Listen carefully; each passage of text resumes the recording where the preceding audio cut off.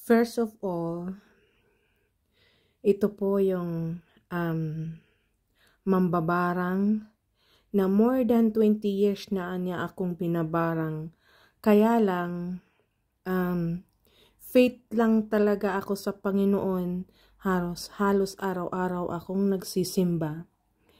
First, akala ko talagang itong lalaki ay siya yung umaano ng vlog. So, ang sabi niya sa akin noon, hindi siya magagamit ng, hindi siya aano ng social media. So, yung bang, nabigla na lang ako na, bigla na lang siya nagka-YouTube. So, nagkukumin ako, etc. So, ang ano noon, ang babaeng ito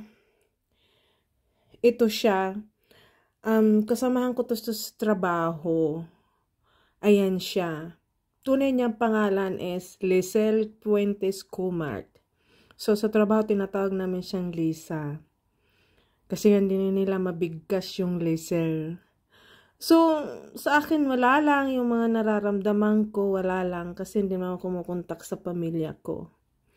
Tapos, ito pa yung isang, vlog niya. Kitchen.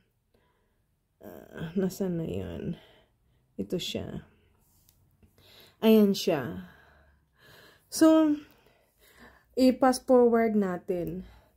Nung tawag nito, nung umuwi ako ng 2022 sa Pilipinas, pagbalik ko dito, may nararamdaman na ako. Kung ano-ano nang nararamdaman ko sa bahay ko, marami ng insekto, etc.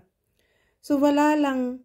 Tapos yung katagalan na, July yun May, June ako dumating. Tapos, July, August, September, October, magwi-winter na sa Germany.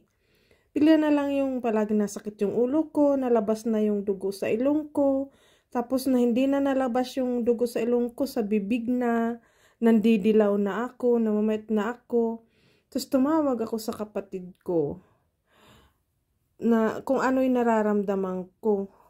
Ganon. Tapos nung may tumingin nag-ano sa akin, nagpulso yung kapatid ko, pinulsuhan, yun nga, may nangbabarang sa akin.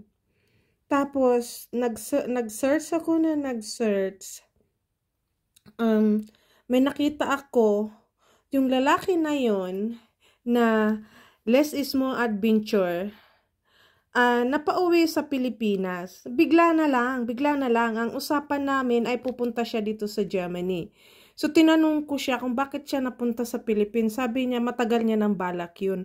With its, wala naman siyang sinabi sa akin. Ang sabi niya lang sa akin, parang gusto nga niya, pero wala naman siyang kasama. So, wala lang sa akin. Tapos yung lalaki, nagkasakit sa Taiwan, sa Taipei, tinulungan ko. So, doon na pala ang umpisa ng kalbaryo ng year 2022. Ano na siya? Tawag nito, malala na tong babae na to, malala na. Malala na siya. Parang, napapansin ko na control freak na siya sa akin. Kinukontrol niya na ako. Pinapabayaan ko lang siya. Yung pala, dapat aanuhin ko siya. Sasagutin ko siya na bakit niya ako kontrolin. Who are you? Na kontrolin mo ako. Tapos ngayon, nung last year, dinilit ko ang YouTube ko.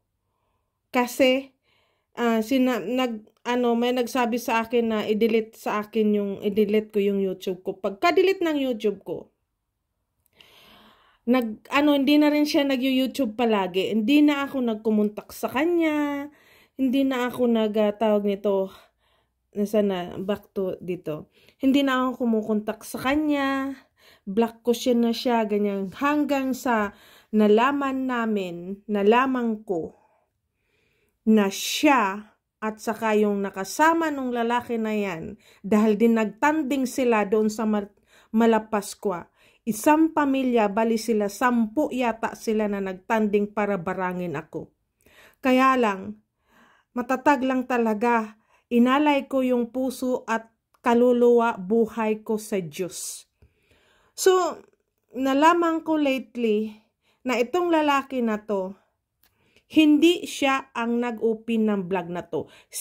Kaya pala itong Lisel Kumert na yan, yung Mama Sel na yan, nagpunta sila ng asawa niya sa New York at napunta sa New Jersey, Philadelphia. Kasi inutusan niya na ng piste niyang 3 Jezabel niyang alagad niya. Video begin continue.